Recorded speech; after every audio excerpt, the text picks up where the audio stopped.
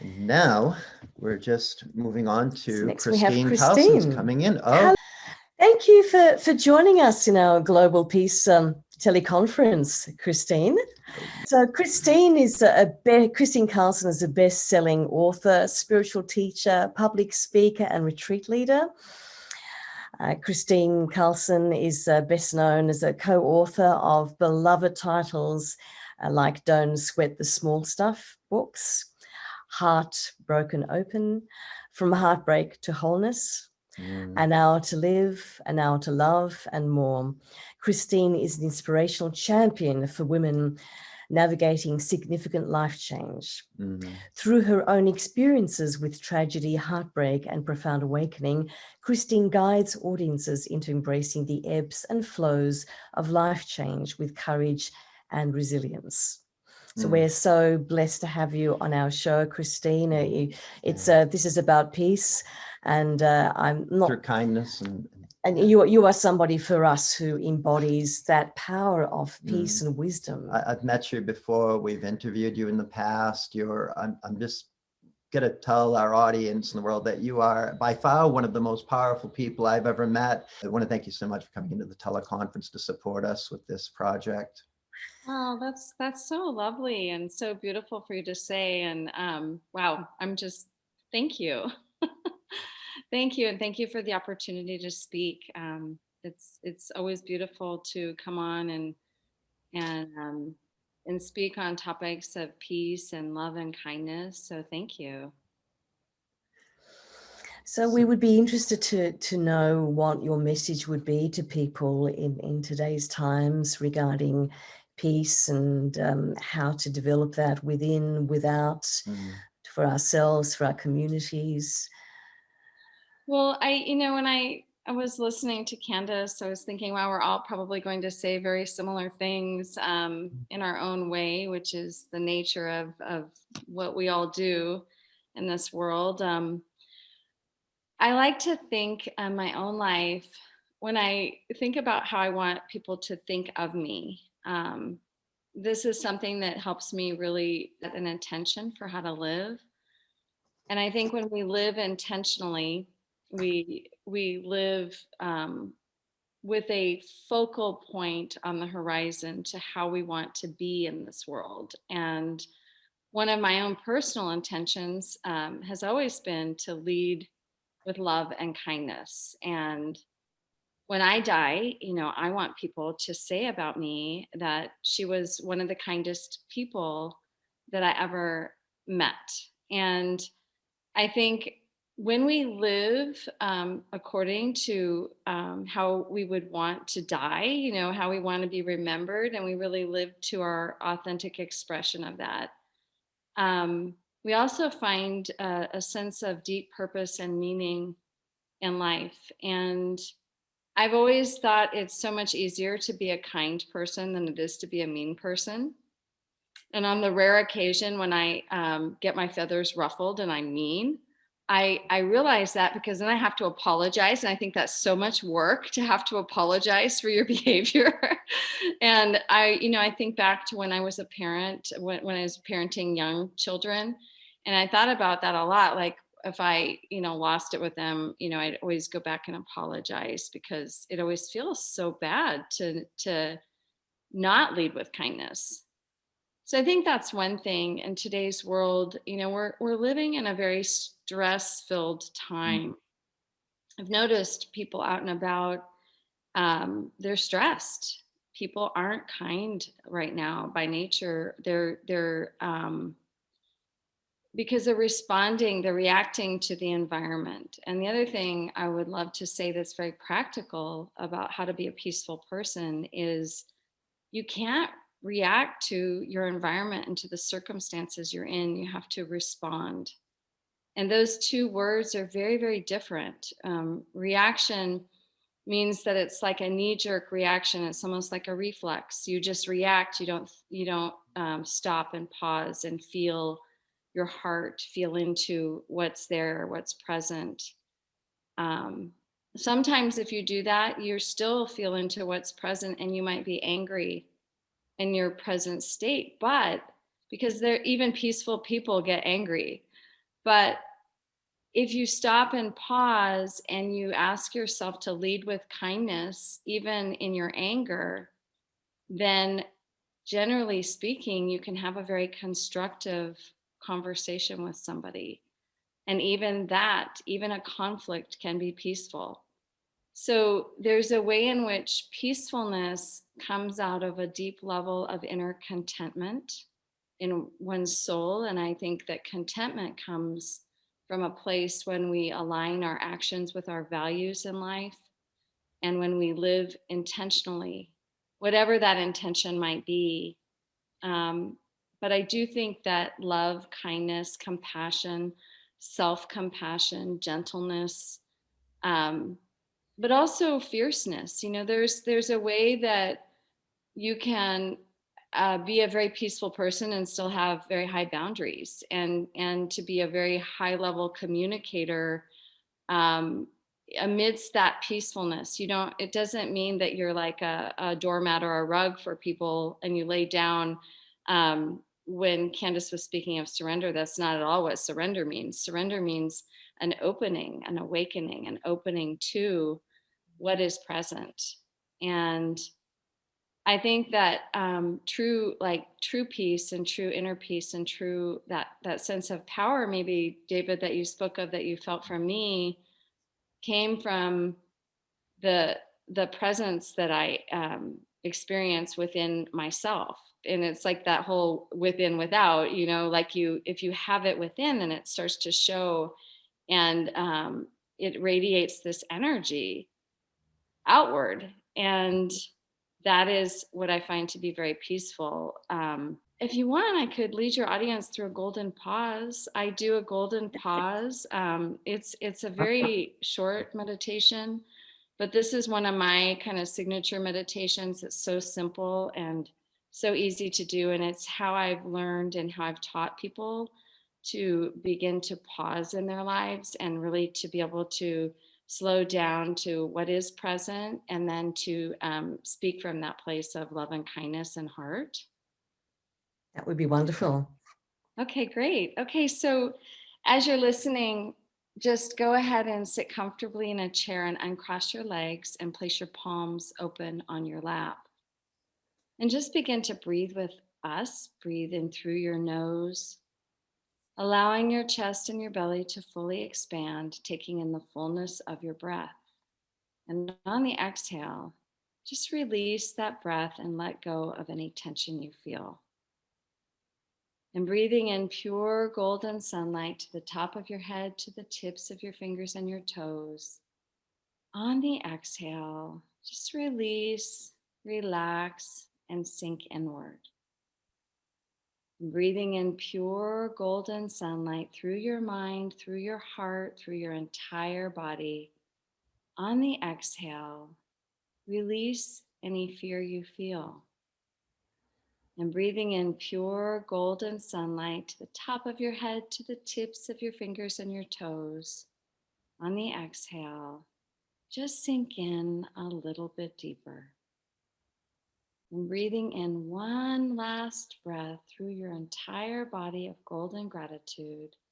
On the exhale, go ahead and open your eyes. That's beautiful. That's doesn't take much time at all, but wow, the energy shift was really palpable. Yeah, it's so easy to pause, and then if you practice that as a practice, then all you have to ever do is just really touch your heart when you're feeling anxious, or you're feeling agitated, or you feel like you're going to react instead of respond. And it takes you right into that heart center, into that very peaceful place. It's like we just have to practice finding that place inside of us to access it at any time. And I think that that's the very practical art of living peacefully, is being able to make that shift of energy very quickly when you need to, very, very gracefully. I always say, or Richard always said, and I say it now, be grateful when high and graceful when low. And if we can bring that and live with intention, the attention of loving kindness, and lead with that in our lives, then that becomes, that becomes who we are. And when we can pause in life instead of react, versus react, respond to life, that's a much gentler, much more compassionate way to live. And it's like Candace said, that we all can do our part to create a peaceful world by first being peace ourselves, and that each person has such a sphere of influence in their lives. And the more that you raise your kids with peace, the more that they raise their children with peace, the more you go out into the world and you do random acts of love and kindness just by being there, being present in whatever you're doing. The world gets more peaceful, and that's how we make an impact, one person at a time.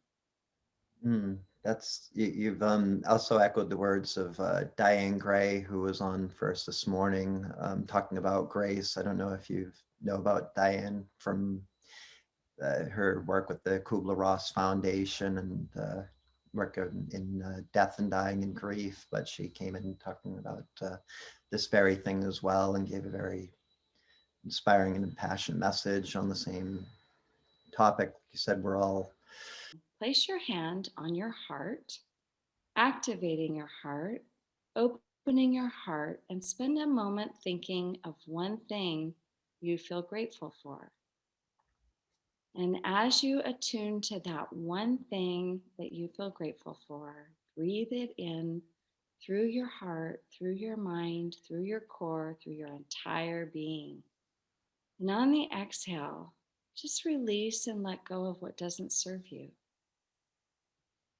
And breathing in pure golden gratitude to the top of your head, to the tips of your fingers and your toes.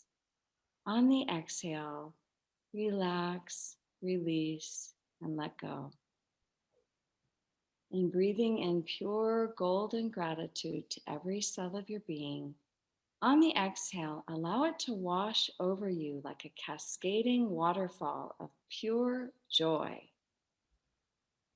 Uphold a very similar... It's just such a difficult time for people, and Sasha's actually supposed to come up next. He's already come on, and he came on with that fierceness that that I feel myself. I'm with him in this justice seeking, wanting to stand up for people's rights and civil liberties in so many places in the world, but in just trying to come back to ourselves and not trying to be controlled by all of it, and just being clear in our minds on what it is we're trying to achieve, and what everyone's saying here is doing that. And being able to live through change. Kristine, you've talked a lot in your books, and one of the focuses of your work is to help people, especially women, navigate changes in their lives. I mean, change is an essential, it is a part of life, is it not? And how to be able to steer through change. And there's change on a personal level. We can have change on a societal level. We may or may not like it. We can do our best to try to resolve it. But sometimes we may have to accept things and adjust to changes that we may not like. And I guess being able to be at peace with things, knowing that we can still be a vehicle for change, but also knowing that it is important that we are at peace, and peace not being a weak state of mind, peace in fact being a great strength of mind, peace being having foundations which are unshakable. Even if things around us change, that is the essence of being strong, of surviving, and being of a high vibration, and being in a loving state of being, is it not? Yeah, absolutely. I definitely believe that, for sure. That happened in this conference, where we got out of sequence. We had some speakers coming in at different times, as we said. Sasha came, he spoke. He's supposed to come next, but that's okay. We're on track now, but that's changed. Yes, we adjust. It's okay. We've got, you're here, and we're here, and everyone else is, and everything is as it should be, really. Well, and that brings up a really good point about how flexibility is so important, as in resiliency is, Mm. the more attached we are to an outcome, the more suffering oftentimes um, we can experience because of that attachment. So I love that you brought that up, because flexibility is it's really all about not sweating the small stuff, isn't it? We Uh, lost a couple of speakers. Yes, mm. I think we lost Ralph, and we lost actually World Kindness Movement can't be Oh, here either. they might come on, But but that's yes, okay. flexibility and resilience, it's a very important part of psychology now, understanding why some people are able to make it through and other people can't. It's all in the mindset, isn't it? Yeah. It's all in the non-attachment and being able to go with the flow and actually enjoying it, Yeah. because it's if life always did what it was meant to do, if things always went according to plan, life would be boring. Right. You set your plans, and we have to ride with it. We set our expectations, and things don't always work out the way we want them to, but they work out the way they do. We had that long talk on the bus on our adventure tour in Costa Rica. It was the big topic that came up was, your husband, and the things that had happened, and unexpectedly with his passing, and how you were feeling at the time, and talking about the future, and I honestly, Kristine, if you don't mind me touching on this, you had probably one of the greatest success stories in personal growth and development ever. I mean, you've sold, I don't know how many, 30 or 40 million copies of Don't Sweat the Small Stuff, and your relationship, and world fame and money, and how do we go on from here? I mean, or any of us, if this happens to us, just like it did to Diane Gray and others. So And you did, and you said you were going to, and you did, and I'm so proud of you and inspired by you for it. and I guess that becomes, don't sweat the big stuff, because it's Yeah. going to, loss is going to Living the happen. good stuff for sure. And loss is going to happen to all of us, Yeah. loss of those that we love, and imminent loss of ourselves. That they say that the way in which you approach your own dying is very important. But it's confronting. Yeah. And it's soothing to know that you're showing the way for so many people. I mean, Yeah. none of us want to think about losing people close to us, but it happens to all of us. And you have done so graciously, and you've written books on it, and showing us the way forward. It's so many people. I think that what you've given to humanity is magical. Your ability to guide people through life changes that we will all inevitably have. It's a guidepost. I want to thank you for that. I want to thank you for that. It's so important. I think that what happened for me is I realized that I realized everything in my loss. I awakened my heart so much to humanity in a way that I probably wasn't as awake before I went through such a traumatic loss.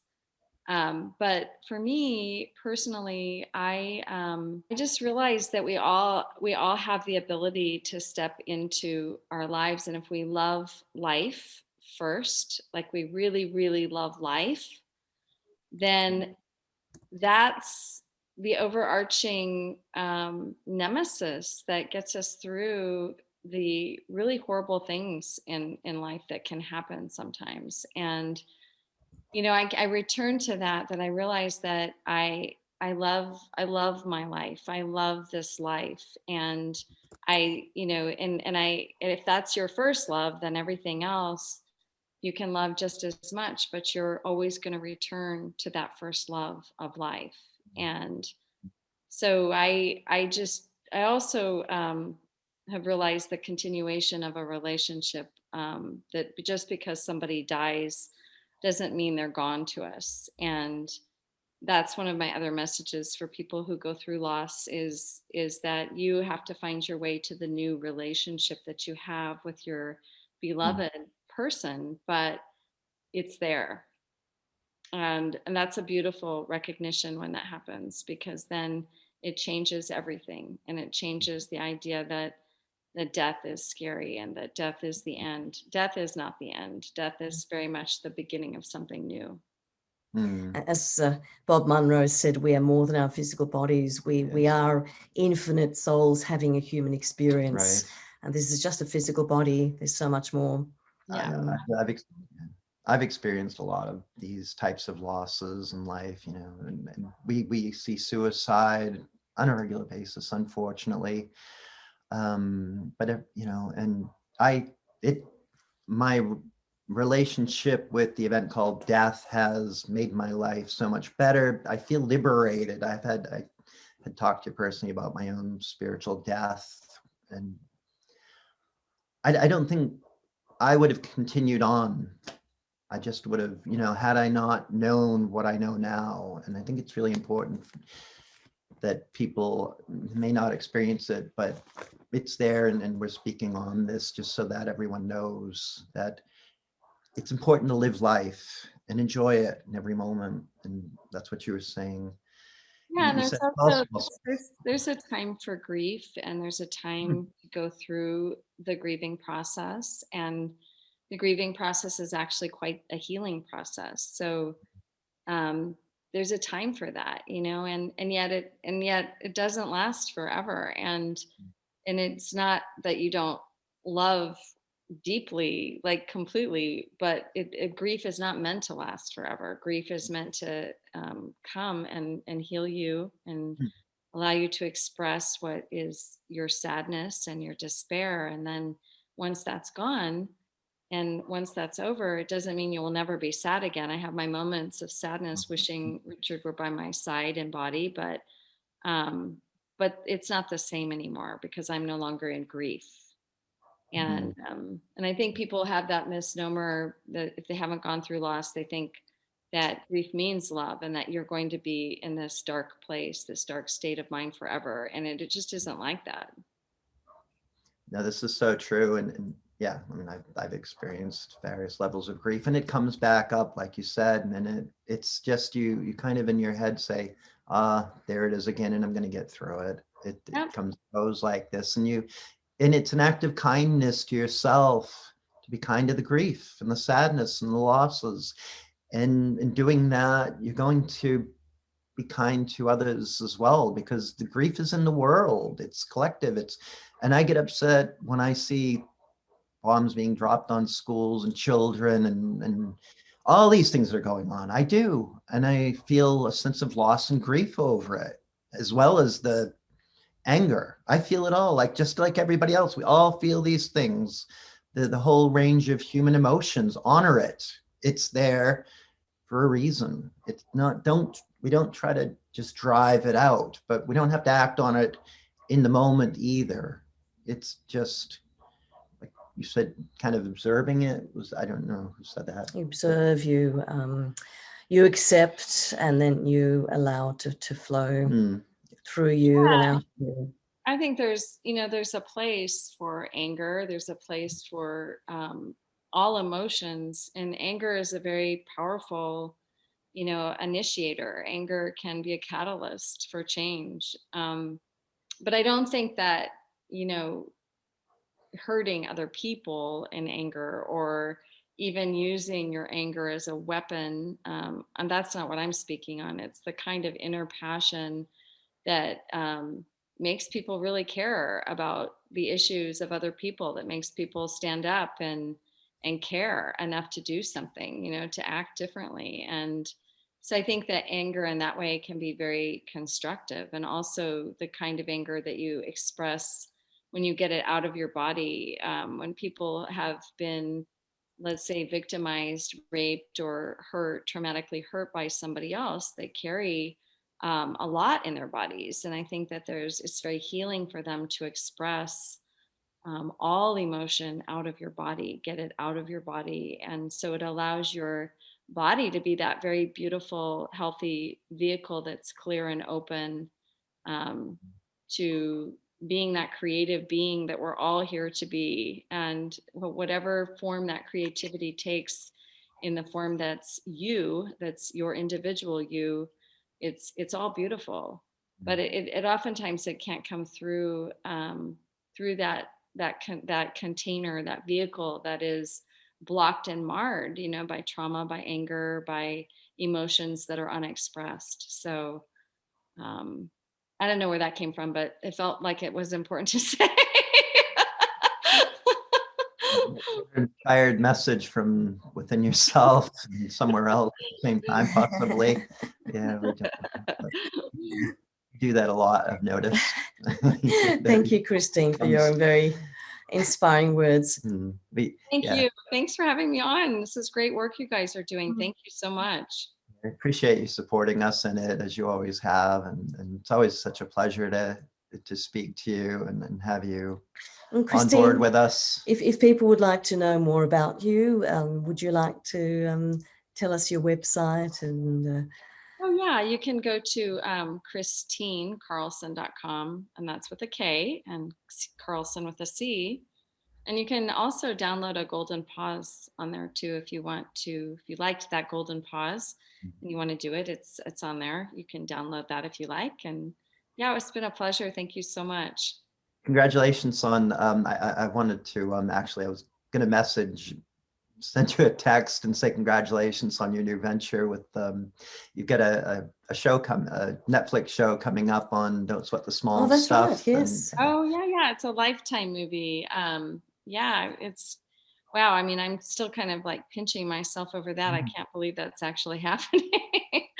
But yeah, it's called Don't Sweat the Small Stuff, the Kristine Carlson story. So it's going to be brought to Lifetime, and I'm thrilled that Heather Locklear is going to play me in that role, and it's quite an honor. So she's a wonderful lady, and had a chance to really get to know her, and so I feel bad she has to play me in that year, the worst year of my life, but but you know, I think she's healing as she's going along too. So it's been a beautiful friendship that we've forged as she's becoming me.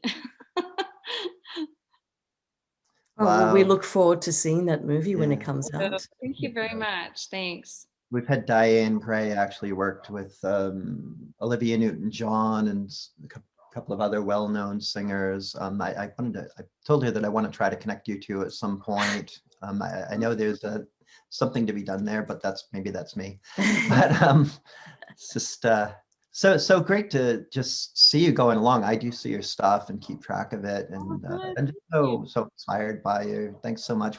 By the way, we have Mike Wolf coming in. He was on the adventure tour with us in Costa Rica. He was such a pleasure. How fun. Coming up soon. Yeah, he happy-go-lucky. Tell people the way we saw him on that adventure tour. That's Mike Wolf. We've interviewed him so many times. He's just that way. You know, he's got this something about him that I guess I keep coming back to the same people that I've made connections with in a special way, and I know there were others that I met on that adventure tour and that I'd love to have here. Such a great time. That was fun. It was really fun. Great to see you. Great to see you, and great to see you're so healthy and glowing. And thank you again for having me on. It's been a pleasure. Thank you. Thanks, Kristine. Bye-bye. Blessing. Bye. Bye.